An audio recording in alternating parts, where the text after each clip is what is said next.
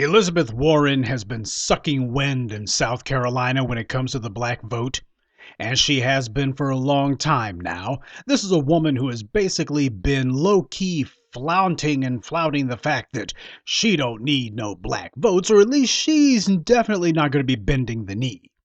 She's making it very clear, nah, I just expect black people to vote for me just because. I'm going to show that I can get these Negroes to vote for nothing. And when you look at her campaign's so-called strategy and their attitude, it reminds me of another would-be presidential contender who dropped out of the race not too long ago. That level of arrogance and refusal to face reality. The Democratic contenders have been predictably spouting the same shop-worn campaign rhetoric that they've been saying for over a century now, albeit each one of them has their own spin on it. But when it comes to the issue of what they're going to do for black voters, all of the Democratic contenders have been saying exactly the same thing. Black people's concerns are no different than anyone else's, they say. Well, we want to make sure. See, black voters, they're the same as everyone else. As I've taught you, when someone says that your concerns are no different than anyone else's, what that means is they're telling you that your concerns are no more important than anyone else's. We're sitting here on a death's bed, half a hair away from death, and they're telling us that our concerns are no different than some white person up the hall who has a paper cut. That's what's going on. That's what they're saying to us. We demand to be made a priority because the laws and policies and actions that have put us in the condition that we're in, they made it a priority to attack us, so you're going to make it a priority to have reparations for us. That's the reason why we are to be made a priority. No, we are not the same as everyone else, and you're not going to say that we're the same as everyone else, and we're not going to let you get away with pushing that con game because we know what it means. We have been disproportionately targeted and disadvantaged. Now it is time to balance the scales. We will be disproportionately advantaged so that we can be brought to the same level that we should have been at all along. Our concerns are qualitatively different, because the damage to us has been qualitatively more severe. And we are qualitatively more important than anyone else's interest. That's for damn sure. I don't want to hear about the one illegal alien's kid who died in a detention center. Black children die in juvenile detention centers in this country all the freaking time. Adult black inmates die behind bars all the time. And nobody in Washington is talking about having any investigations. Alexandria Ocasio-Cortez is not shedding any freaking tears for any black inmates dying anywhere. Nobody's talking about shutting down any of those facilities. And that's deliberate. It's meant to send the clear message that the lives of illegal aliens are more important than the lives of black citizens. That's how politicians send their message. Their silence is every bit as important as the empty words that they say so often. Every black person in this country should be outraged about this political state of affairs. And those of us who have our heads on straight, we are outraged. But you have a lot of Negroes, who we'll be getting to in just a moment. They're looking for interracial sexual access, aka the multiracial coalition. These clowns are sitting here chasing unicorns and their own delusions, and as far as they're concerned, they're willing to die on that particular hill. They're willing to get put in a pine box chasing a putrid phantom, but the rest of us, we're not. Because most criminal of all when it comes to Elizabeth Warren and her benign neglect, or rather malign neglect of the black community, is the fact that we are being economically strangled as a people in this country. And that is deliberate. That is the policy. Those are the actions of the people who run this country. The slow-moving genocide, which is now starting to gain momentum and starting to pick up speed, it's been presided over by the depraved and demonic legislators in Washington who write the laws meant to slowly snuff us out of existence, who refuse to enforce the laws that would give us our right and due and protection that we should have, not merely because of the fact that we built this country, but because of the fact that we're freaking citizens. And who's been one of the worst offenders? Elizabeth Warren. You go back in the archives of this very YouTube channel, and you can hear me explain to you how Elizabeth Warren is and always has been a right-winger. Why ain't she doing anything when it comes to black folks? Because she is no different than a Newt Gingrich. She is no different than a Mitch McConnell. She has some minor, very minor, philosophical variations from them, and that she tries to boast this as being somehow her being different. No, she is the quintessential politician who could not get any sort of traction trying to be a hardcore right-winger, so she decided to be a right-of-center Democrat, and she got in where she fit in. She wanted to get out of the being a college professor track that she was on and wanted to make it into the big time. That's all Elizabeth Warren did. And she's been conning a lot of white folks and a lot of black folks into thinking that, oh no, she's some sort of kumbaya Democrat when she ain't never been that. Go and listen to the video essay that I did about her. It's not hard to find on this channel. And you can hear me break it down over the course of decades how this woman has always been against us. The State, which is a South Carolina website, they ran an article back in October talking about Elizabeth Warren's black voter problem. However, they noted, as Warren supporters see it, she doesn't have a black voter problem at all. Oh no, everything's peachy keen. What, me worry? That's what she's trying to put out there, her supporters. They're trying to push the feel-good fraud that it's merely a perception issue that Elizabeth Warren doesn't have black voter support. That's just a perception issue, don't you know? Yeah, same way that Kamala Harris's lack of black voter support was just a perception issue. Well, as the old saying goes, when it comes to politics, perception is reality. But Elizabeth Warren's got her head firmly shoved in the sand or shoved up her rear end. This is crazy talk from her. This is someone who is denying reality, just like Kamala Harris did. But it just goes to show how desperate Elizabeth Warren is, how desperate the Democrats as a group and American politicians as an institution are to avoid the issue of tangibles for the former slaves of this country. This is just how determined they are. We'd rather see our own political fortunes go up in smoke than to have to do what we know to be right. People like Elizabeth Warren, they surround themselves with all manner of suck-ups and yes-men who only tell them what they want to hear, right up until the moment they jump ship. But look at who it is who's taking a trip to the land of make-believe alongside Elizabeth Warren. You got Congressman Raul Grijalva. And while he had absolutely nothing relevant to say regarding black people, his remarks did make it excruciatingly clear that he's speaking for Hispanics, and whatever lip service he pays to Elizabeth Warren, it's simply because he knows she'll do something for his group. He knows what the hell he can get out of an Elizabeth Warren presidency. That's the game that he and others are playing. And he talks about how Warren is indeed attracting a diverse coalition and that her base is diversifying as we speak. Well, hell, you ain't but a few days away from the Iowa caucus and her base is just now diversifying. Isn't that supposed to be in place before you even get to this far? If you're waiting until the first primaries for your voter base to diversify, especially when you consider this is the freaking year of the election, what that means is you ain't diversifying at all.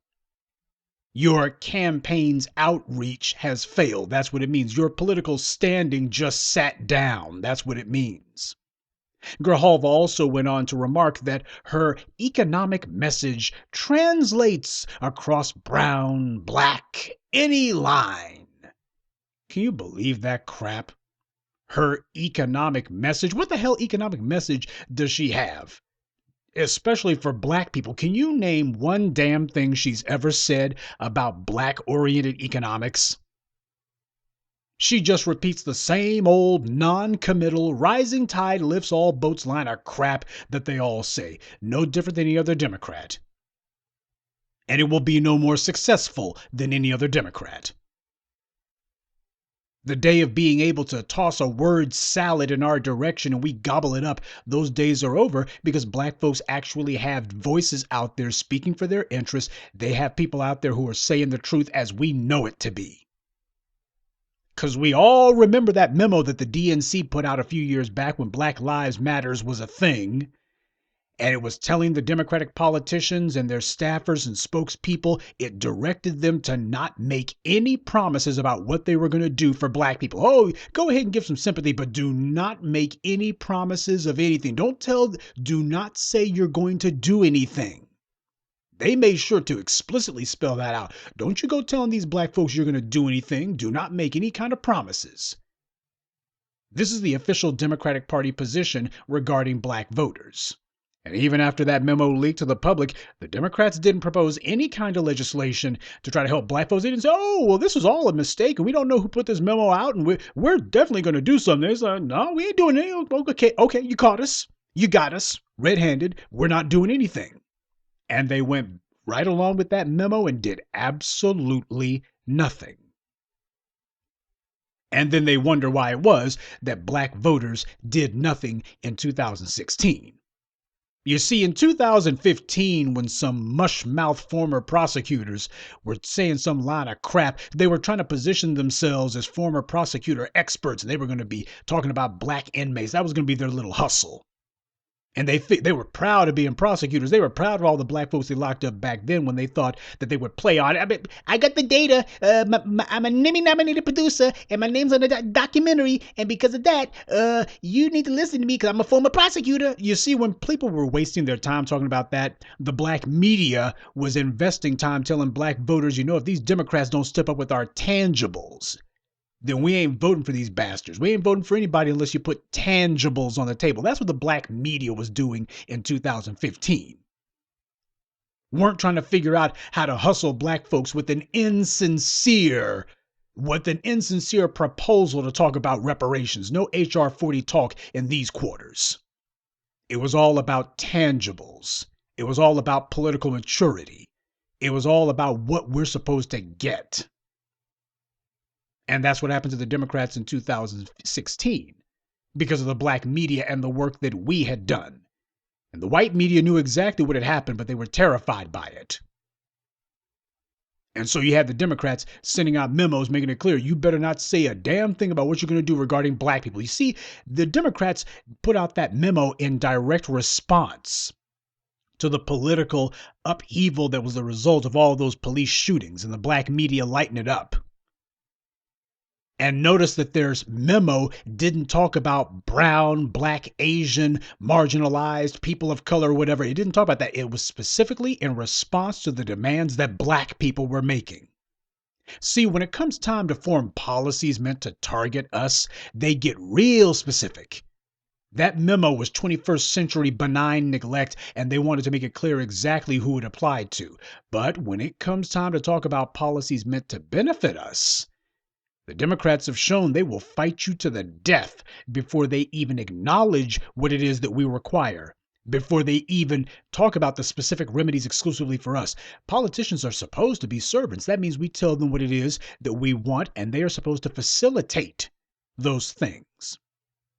But the second black people come up to them, it's all about, well, I ain't doing this, ain't doing that. Hey, Bernie Sanders, what about reparations? That's unfeasible. Oh, that is totally unfeasible. Elizabeth Warren, what about reparations? I don't know what you're talking about. Hey, Kamala Harris, you think I'm going to do something that only benefits black people? No! Across the board, you see that no matter what pretend rhetorical differences these candidates like to fake that they have, with the second you start talking about tangibles for black people, all of a sudden they all start saying the exact same thing, operating out of the exact same playbook. They try to pretend as if, we're different teams. This is Team Elizabeth Warren. This is Team Kamala Harris. This is Team Joe Biden. This is Team Bernie Sanders. Feel the burn. And then the second you bring up black tangibles, all of a sudden it's Team White Supremacy, and they're all on it. You see, the real political enemy that the Democrats have are not the Republicans. The real political enemy happens to be black empowerment. That's what they're running against. That's who they're running against. The Republicans are simply blatant about their anti-black racism.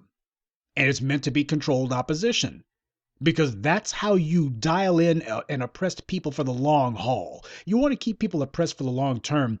Sooner or later, you're going to have to present them with a false choice. You have to make them into accomplices in their own oppression. And the first thing you do is trick them into believing that the very system their oppressors set up somehow is going to do right by them if they simply vote for a candidate who their oppressors put on the ballot.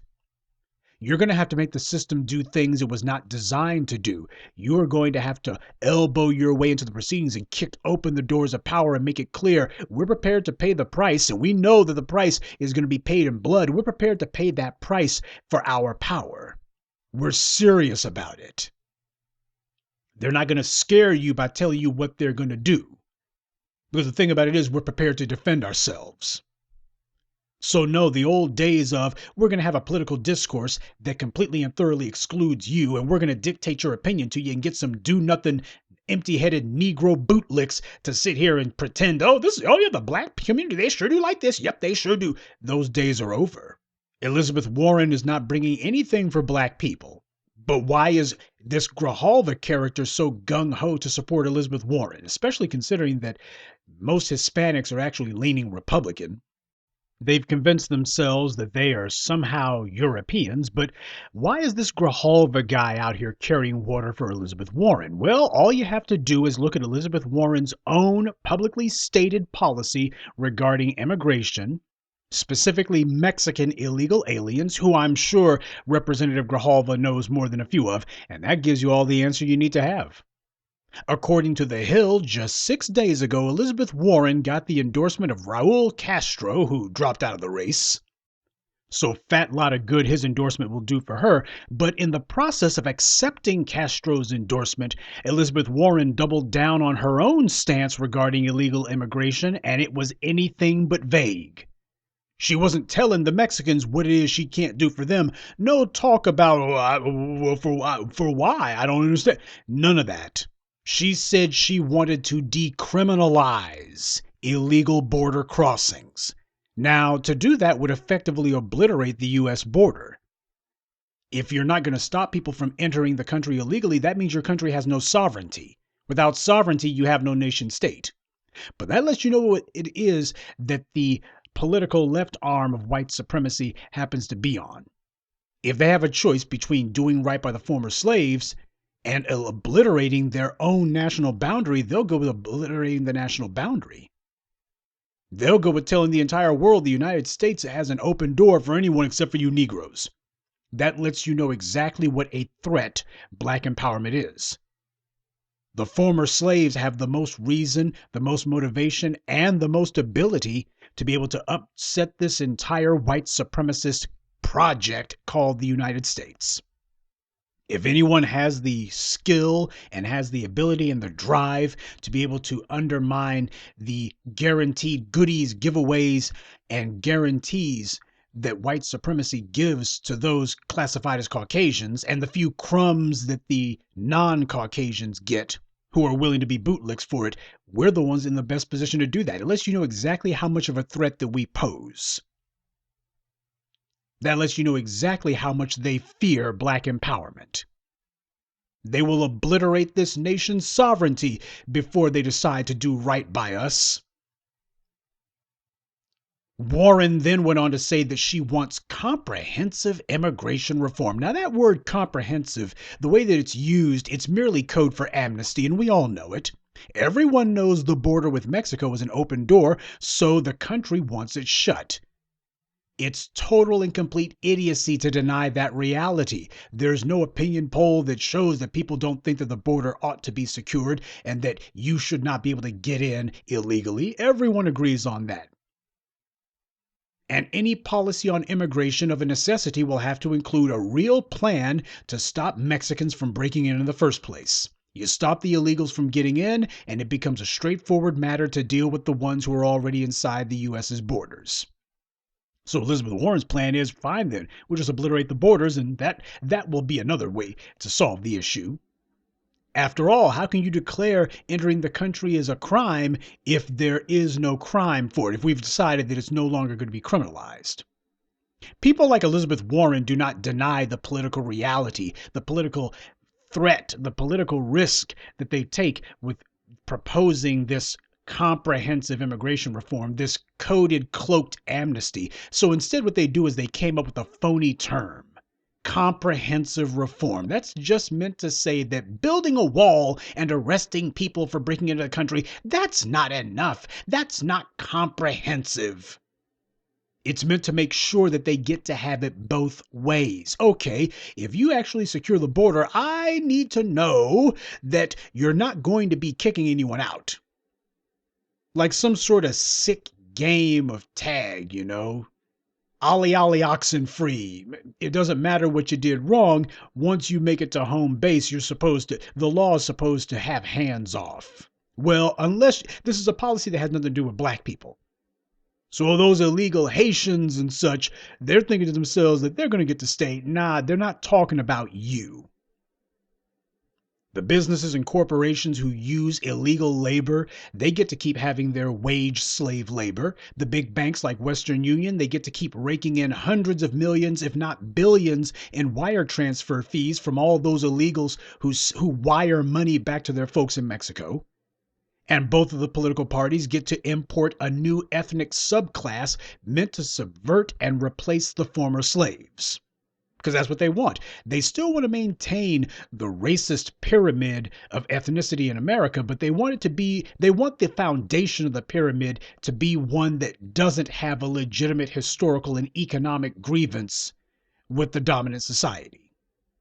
And just as the Latinos accepted their bottom tier position in Mexico, they'll accept it in the US too. White power will hand them a few crumbs to get them to toe the line against us, and once that's done, they'll be economically cut off and shut out, and it will be back to the barrios again. And they'll accept it in the US the same way they accepted it in Latin America because they think their problem is a problem of class. They think that they're European, so as far as they're concerned, their problem is a class issue. Yeah, they will pay scant lip service to ethnicity when it suits them, and the rest of the time they're talking about how their great-great-great-great-grandfather was a conquistador. That's the game that they're playing. And this is the game that Grijalva is playing. He knows that Elizabeth Warren has promised real tangibles for Hispanics, not some rising tide lifts all boats. They know that this policy is one geared toward them because that's who it's going to be benefiting. So it's in Grijalva's interest to deny reality when talking to the white media and to claim that Elizabeth Warren has some diverse voter coalition that doesn't actually exist. So when it comes to talking to the Hispanics and other non-white groups in America, Elizabeth Warren's laying out tangibles for them. She's got some tangibles that are going to be the planks of her political platform when it comes to dealing with these other groups. And when it comes to dealing with black folks, well, we need one side. Your concerns are no different than anyone else's. Your concerns are just the same as everyone else. No, we're not playing that game. Not at all. So if Elizabeth Warren has no black voter support in South Carolina, how is she going to change that? What's she going to do to change that reality? Well, obviously, she can't even admit that that is the reality, so I guess that's part of what we can tell. She's not going to do anything. And what few gestures that she's doing are practically less useful than doing nothing at all. She's not going to offer us any tangibles. She's already declared her own opposition to anything that benefits us. So she's retreating to the tried and failed old Democrat playbook of going to those church-going Negroes. That's the best idea she could come up with.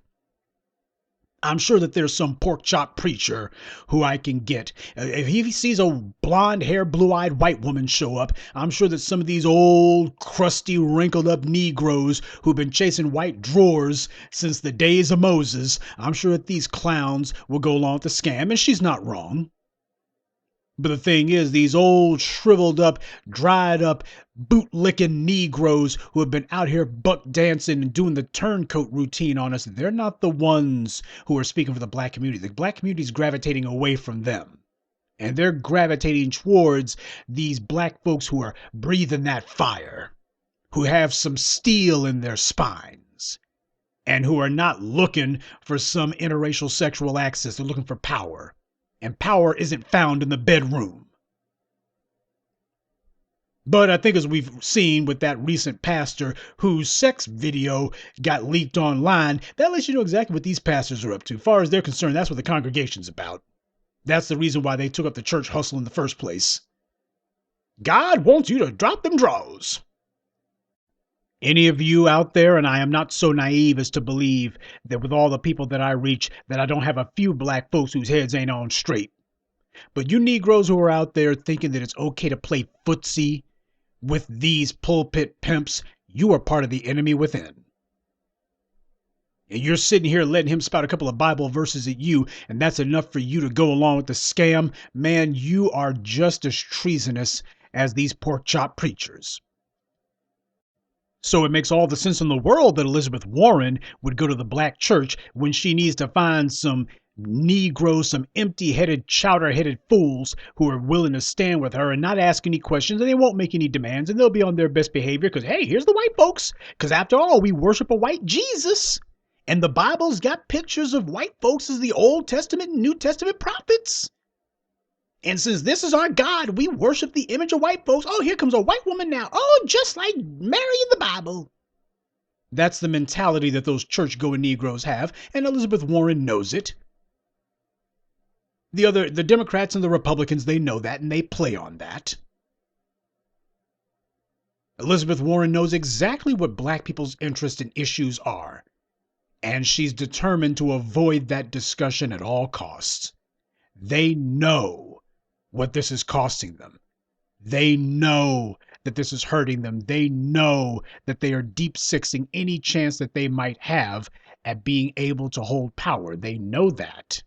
Just like Elizabeth Warren knows that she is throwing the country's sovereignty away. But the problem is black empowerment is the biggest threat this country faces. Bigger than any Russian nuclear arsenal, bigger than any jihadi terrorist out there, bigger than economic competition from China. It's bigger than all of those things combined because none of those things actually change the status quo. Russia's had a nuclear arsenal since the 50s, hasn't changed the status quo for white supremacy in this country. China's had a nuclear arsenal and they've been economically competitive since they've had a nuclear arsenal since the 60s and been economically competitive since the 90s. That hasn't changed anything. And as for Muslim fundamentalists, man, you can go all the way back to Thomas Jefferson with that one. So back when they were still calling them Mohammedans.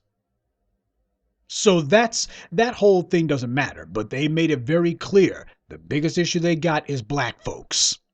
Because we change the status quo. The former slaves of the United States are the biggest threat that they face. It's kind of like that documentary, The Lobby USA, that I showed you. You had that Israeli Air Force general. She was giving her statement to those Israelis about what should be done to affect greater Israeli political power in the U.S. And she flat out said the biggest problem that Israel faces happens to be black people in the United States. She didn't say the Palestinians, didn't say Hamas, didn't say Hezbollah. She said specifically black folks in the United States. That's the kind of power that we have at our fingertips if we dare to use it. So here come the pork chop preacher saying, no, don't do nothing. Just sit on your hands. Leave it up to Jesus. Well, Jesus told me to go ahead and handle this. No. These white folks, they gonna take care of it because after all, they good church-going Christians. Yeah, but we're better church-going Christians, so we'll handle this. No. Jesus said to sit and wait on him. After all, the good book says we are justified by faith and not by works. Yeah, well, the good book also says that faith without works is dead. So you know what? We've been relying on faith a little bit too much, and it's time to go ahead and put in some of that work. You got your pastors telling you not to do anything in the face of injustice, in the face of evil, telling you not to do anything. But then again, your pastors are some of the sickest, most corrupt, evil bastards out there. So of course they don't want you doing anything about evil because they know the first ones to get punished are going to be them. They know what the price is of black empowerment, and they're determined to not pay that price under any circumstances. This is psychopathic racism when they are determined to lose their lives, lose their children's lives, lose the country, lose anything and everything because their hatred for us is far greater than their love for themselves. They hate us more than they love themselves. This is what white supremacy has done, and this is what Elizabeth Warren represents. calling herself, smiling up in our faces, not offering a damn thing, but telling us we need to vote for her. They know that they're making the situation worse for themselves, but to acknowledge and get behind black empowerment would be, as they see it, far worse. You see, black folks, the former slaves, we've gotten everything we have on our own. We don't need any sort of special help just to make it. The problem is the white community and their non-white apparatchiks are slavishly dependent on the economic guarantees, goodies, and giveaways that have been the result of our labors. And while we don't need any such handouts, they absolutely require them. Their entire society, their entire way of life, their future is based on those freebies they get. It's absolutely based on it. So like Kamala Harris before her, Elizabeth Warren's going to the old wrinkled up black baby boomer fossils, whose numbers are dwindling by the day. The civil rights retreads who all have some story, usually a lie, about how they met Dr. King or they took part in some protest back in the 60s or something. They're still telling those old fish stories. Well, Elizabeth Warren, showing that she's hideously out of date with the black community, she's running to the black clergy.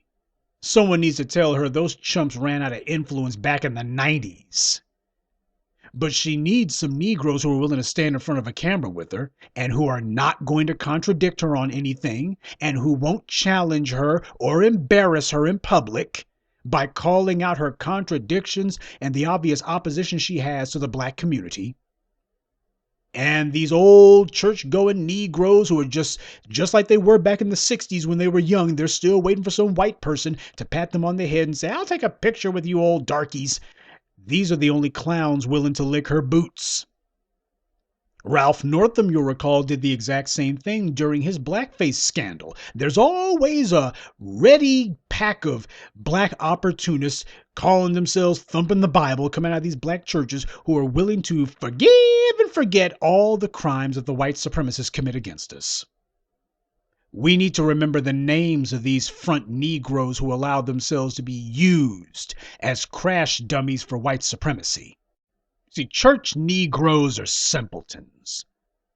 These are the chumps who still wish they were on a plantation somewhere. They're easy marks for con men, whether they be pulpit pimps or political prostitutes like Elizabeth Warren.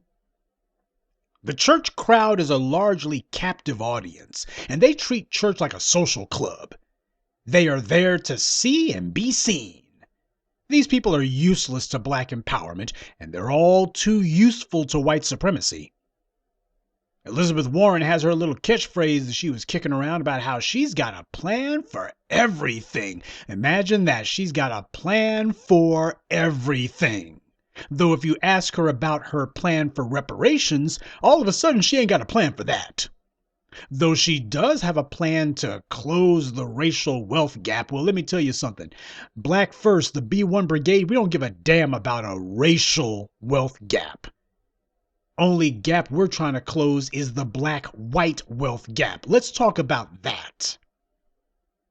See, what these guys are doing, this is a rhetorical game of keep away. You're saying, no, we're going to talk about these black tangibles. We're going to talk about the man on the moon. We're going to talk about the price of rice in China. We're going to talk about underwater basket weaving. We are talking about people of color, inner city communities, disenfranchised minorities. That's a rhetorical game of keep away. Anything to keep from saying black. And if they start out saying black, it will immediately become black people whose interests are no different than anyone else's. See, black people are just the same as everyone else. So we got a plan that black people will be able to apply for as well. Wait a minute, that doesn't close the gap. To close the gap, that means you're going to have to break me off more than this guy over here, the same way you've been breaking them off more than me.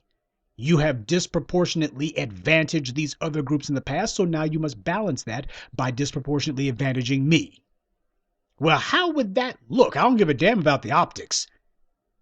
It'll look a lot better than you being out of office, wouldn't it? But they're already making it clear. They would much rather be out of office. Hell, Elizabeth Warren would rather see the United States of America cease to exist as a geopolitical entity as opposed to doing right by the former slaves. That she's not going to do. That is psychopathic on her part. Black people desperately demand that our issues be addressed, and these political con men, they prey on that. They mislead you with words meant to help you trick yourself into thinking they're talking about you when the reality is they're talking around you. They just say a few things that kind of sort of sound like they're saying so that like they're addressing your issue when the reality is they know that your imagination is already on overdrive. You're so desperate for them to address your issues that all they got to do is kind of halfway give some lip service and your imagination will take it from there. You're like, oh, he's talking to me. So that means he's also talking about me. And that's the game that they're playing. You think because they're talking to you or rather at you, that means they're talking about you. They're sitting here talking about white folks and they're talking about Mexicans and illegal aliens and they're talking about women, white women, not black women. They're talking about one-eyed, one-horned, blind purple people eaters. They're talking about hunchbacks and fairies and they're talking about everything except for you. You're the one thing they're not talking about. Elizabeth Warren called herself going to the predominantly black Rosewood neighborhood and began talking about the issue that black people are most interested in, the one that's been on the lips of black people since forever: climate change. I'm not making that up. She went to a black neighborhood and she started talking about how she's got a plan to help the victims of climate change. Now, the victims of climate change, as the white eco-activists tell it, are mostly people out in the islands outside the United States. Yeah, you can go ahead and talk about some folks who live on the coast, mostly white folks who got their homes down there by the beach. So when you talk about the victims of climate change, you're talking about mostly the people whose homes have been suddenly put into flood zones. That's what they're talking about. They're not talking about helping you. They're talking about helping white folks. Victims of climate change. They ain't talking about, that's not a plan that actually applies to us. When's the last time something happened you said, dang, that climate change is kicking my behind? No, it's not. They're talking around. We're going to help the victims of climate change. Yeah, mostly wealthy white folks who live on the coast. We're going to give more money for them. So instead of them moving their behinds, they can just make a windfall every hurricane season off that insurance money, because that's what they've been doing with it. Oh, but she did give a mention to industrial pollution, but after climate change. Now, that is something that actually is of interest. If you're talking about making these industrial polluters pay black folks, it's not enough for the industrial polluters to be sanctioned by the government and be told we're going to shut you guys down and we're going to put you guys in prison for what it is that you've been doing against the black community. You also need to make it where, oh, and by the way, that money you've been making, good thing you kept in the bank account because now you can pay all these black folks who you've wronged. Elizabeth Warren ain't got a plan for that. Oh, she'll talk about industrial pollution in the black community, but she's not talking about how the federal government is going to force these industrial polluters to divest themselves of their ill-gotten gain and put that money into the pockets of the black folks who they have been harming. She ain't talking about that. Now, while industrial pollution is definitely a problem and one worthy of being mentioned, Flint, Michigan's a good example. You got the Koch brothers poisoning black folks. You got a bunch of black people down in Louisiana, down by the coast, who are getting lung cancer because the Georgia Pacific plant, owned by the Koch brothers, by Koch Industries, they're pumping pollutants into the water. The state of Louisiana ain't doing nothing about it. The EPA is doing nothing about it. And Elizabeth Warren is not proposing anything about it. Ain't even mentioning it.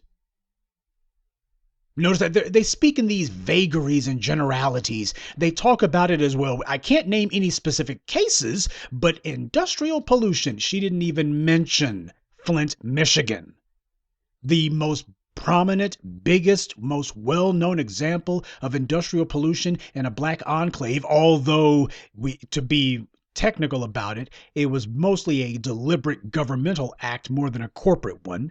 But Elizabeth Warren's not talking about any prison time. She's not talking about what she's going to do to clean up Flint. And she's not talking about what kind of reparations the victims of the water poisoning in Flint are going to get. She's not talking about anything. She mentions it as being some sort of hypothetical. Well, I'm talking about it. I'm not sure who it's going to apply to. There's pollution in the black community, but I don't know who's doing it. And I don't know what I'm going to do about it. Well, if you can't tell me who the hell it applies to, who's doing it, and what you're going to do about it, that tells me you don't do a damn thing about it. You ain't doing nothing. But nonetheless, as important as industrial pollution is in the black community, it's not at the forefront of the black community's group consciousness. As a group, it is not at the forefront of what we talk about as our greatest needs and interests that have to be addressed immediately. So even if you were to try to look at Elizabeth Warren's empty words through rose-colored glasses, you still come back to the inescapable fact that this woman's talking at us and not about us. Even if you try to cast it in its best light, this is not the main thing that she should be coming to us with, but it is the only thing she came to us with. And even if you are so simple-minded as to agree with Elizabeth Warren's analysis, you damn sure cannot credibly agree with her prescriptions for the problem. I detailed a decade ago in my now classic video, We're All Detroiters Now, that because the black population of Detroit is poor, they would be easy prey for white supremacists at all levels of government, and that the weapon white power would use to attack black Detroit would be economic in nature, which is exactly what the so-called emergency manager law is. And as for climate change, that's something that resonates with white millennials. So wrong speech, Jokahontas. But this is what passes for black voter outreach from Elizabeth Warren. Find some black stooges to stand with her for a photo op and try to make her presence in our community legitimate. See, I got some Negroes to vouch for me. Here's some dark-skinned Negroes. They're going to tell you that I should be here and that you shouldn't be questioning me and don't say anything that embarrasses me. And then she presents some bullcrap proposals that have absolutely nothing to do with us. And if anyone does object, then her black bootlicks will leap to the rescue to run interference for her and tell the out-of-turn black folks how grateful we should be that this two-bit empty suit came to our neighborhood and told us all the things she's not gonna do for us. That's the game she's playing. See, family, when you patronize these do-nothing pastors, when you decide that you're going to go to the churches of these pork-chop preachers, you can't lie and say that that's some sort of victimless crime. You are making these con men, these turncoat traitors, prominent. By giving them a support base, you are supplying them with a constituency. That way, when their white benefactors come to town, they get to brag about how many fools they have in their pulpits. Now, while Warren was in South Carolina back in October, she took part in a so-called town hall along with our old friend Jim Crow Clyburn. You know, the guy with his 20, 30, 40 scam or his 10, 20, 30 scam, whatever the hell it was, which was no different than HR 40. It's going to be something that benefits white. In fact, it was actually worse than HR 40. At least HR 40 wasn't a proposal to put something in the pockets of people who don't even need it. Jim Clyburn's plan, we're going to make sure that if black people get 50 cents, white folks are going to be getting $5. It's not going to be something that levels the playing field. It's going to be just here's another sop to the white community, because God knows that the government doesn't do enough for them. But during this so-called town hall that Jokahontas and Jim Crow Clyburn were conducting, the topic wasn't reparations, and it wasn't even industrial pollution in our community, or even climate change. This time, the topic du jour was student loan debt. Now, that topic applies almost exclusively to white people and a limited number of black women. And that was clearly who the audience for this charade was. We've been hearing this a lot. Whenever they say student loan debt, that's something supposed to be applying to black women. That's something that black women are supposed to hear. Their ears are supposed to perk up, and they're supposed to go, that's right, I don't need no reparations. I just need to be able to go to the club and not worry about paying the student loan debt. That's what's supposed to happen. That's the class and caliber of black female that they think is going to decide that student loan debt is something that will be a make or break you issue at the polls. I am a one issue voter. What's your issue? Is it reparations? Hell no, it's the student loan debt.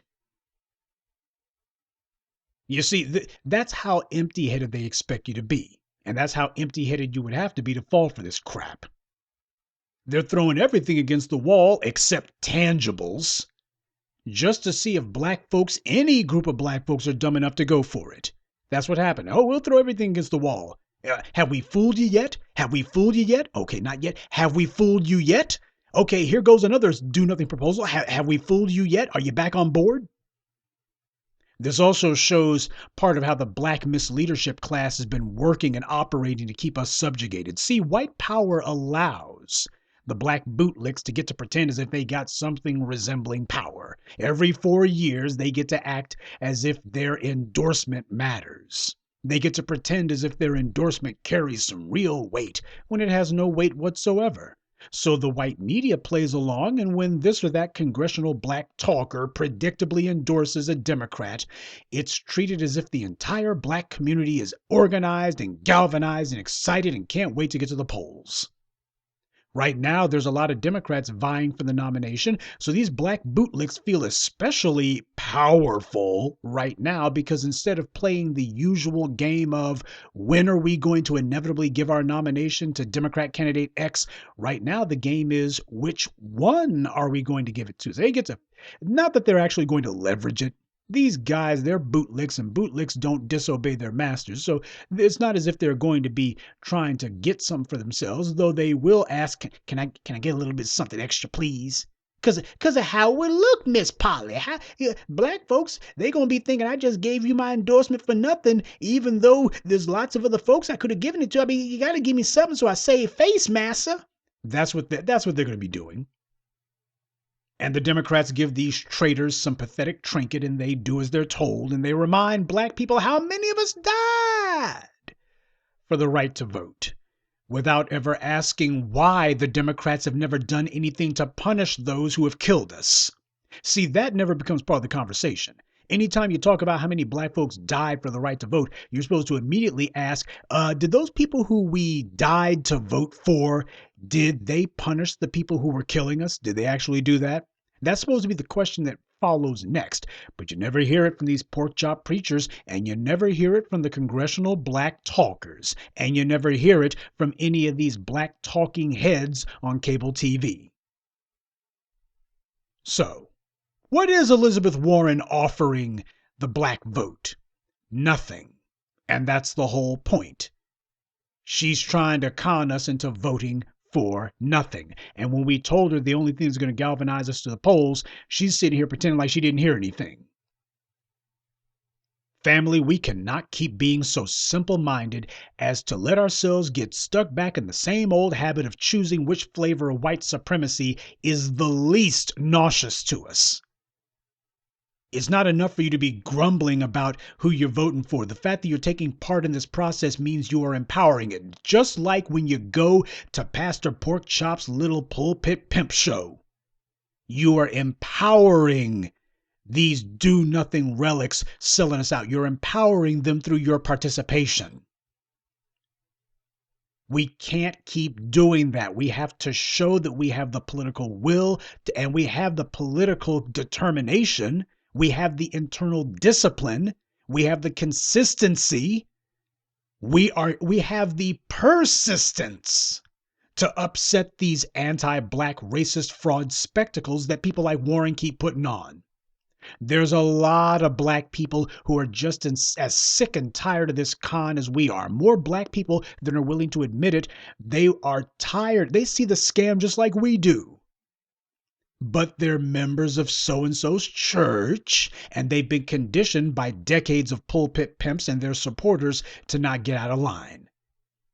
But make no mistake, more black people than are willing to admit to it are waiting to see someone step across that line and say what we've all been thinking. They're waiting for someone to have the guts to say what we know to be the truth. You see, it emboldens a lot of people when they see black empowerment that is actually standing up in their midst. When they see that, oh, it's not just those guys on the internet, it's some of my neighbors too. You see, that carries a kind of power that a Professor Black Truth actually going somewhere would not carry, because the truth of the matter is they're like, oh, you ain't no different than Elizabeth Warren. You're both here playing a game of political tug of war and you're trying to use the black community as the rope. It has to be people who are in these areas, people who they would see ordinarily at their schools or in their church or at some social function. That's the kind of weight that it has to have. so that they understand Black empowerment wasn't just something you heard from some guy on the internet. It is something real and in your neighborhood, and it is something that people in your community are practicing. More Black folks than you would think are waiting for someone that they know to have the guts to say what they know to be the truth. But you know what, family? We shouldn't be in the habit of waiting to see what candidate's going to try to dodge the issue of our tangibles. At some point, we got to get off defense and play offense. We have to be in the heart of the action, forcing the issue, taking control of the political narrative and the political discourse. We let these pulpit pimps and these Black bootlicks get away with putting on these frauds and lending their melanin to these anti-Black racial hoaxes, and they win the argument by default because we refuse to elbow our way into the proceedings. This is racial warfare that these bastards are waging against us, and part of fighting back is to disrupt and undermine the enemy's efforts. That's why we cannot sit back while they do this. We hear that term kicked around all the time, disruptors, disruptors. We hear it all the time. Well, it's way past time that Black empowerment began disrupting the fraud that political left arm of white supremacy has been hitting us upside the head with. White power tried to credentialize and legitimize Cynthia Erivo. They were trying to make her into a thing.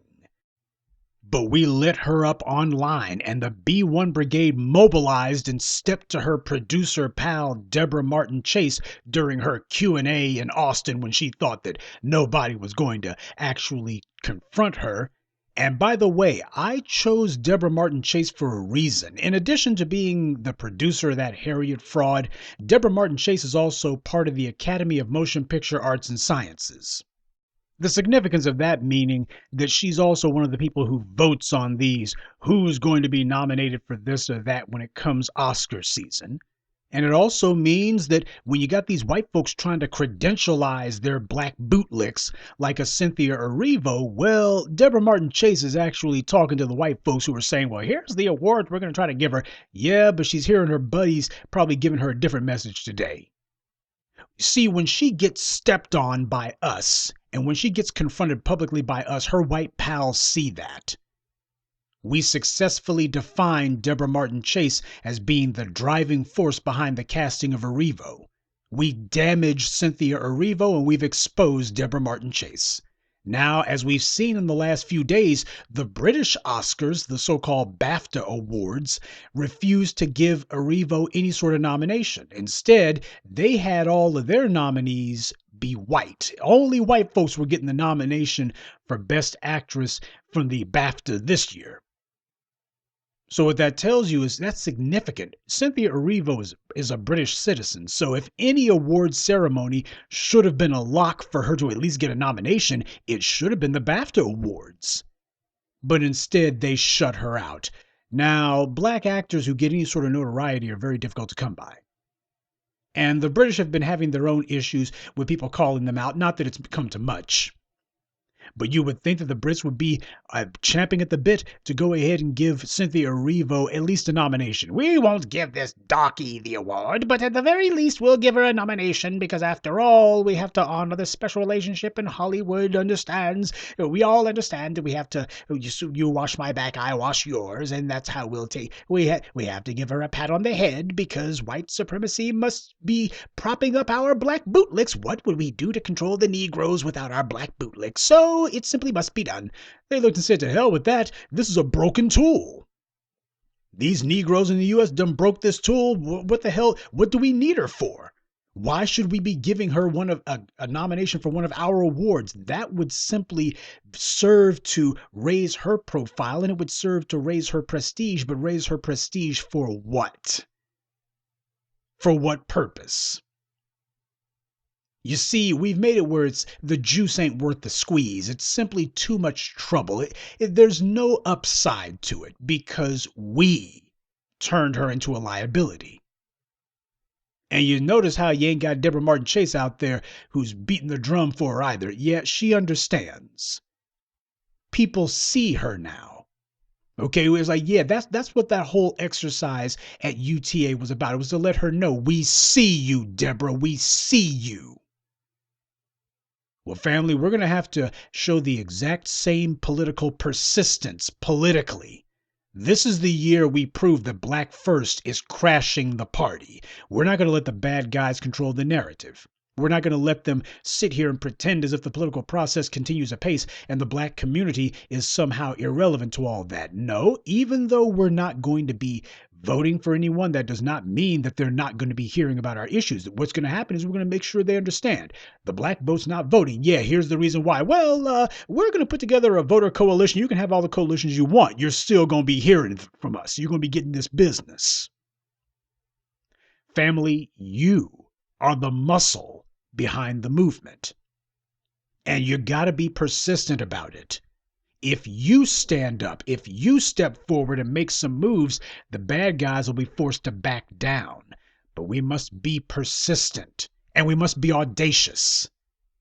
Any political conversation taking place in our community that is not about the tangibles specifically for us is illegitimate. You come to our community talking about you want our vote and you ain't talking about the tangibles that we are going to get, then your presence there is illegitimate. And the conversation taking place is illegitimate. We must create a hostile environment for business as usual. White power is pushing the fraud that the pulpit pimps are still speaking for us. Right now, that lie is showing some serious stress fractures, but the wall of lies will not come down until we get up and knock that wall down. And that means we've got to confront the bastards who are telling these lies about us and confront the bastards who are trying to push the fraud that black people are still on with the okey doke. And we have to prove that our message is what the black masses have wanted all along. But that's going to come down to us because there is no political fraud so great or so sophisticated or so well thought out that it can withstand the irresistible force of black truth.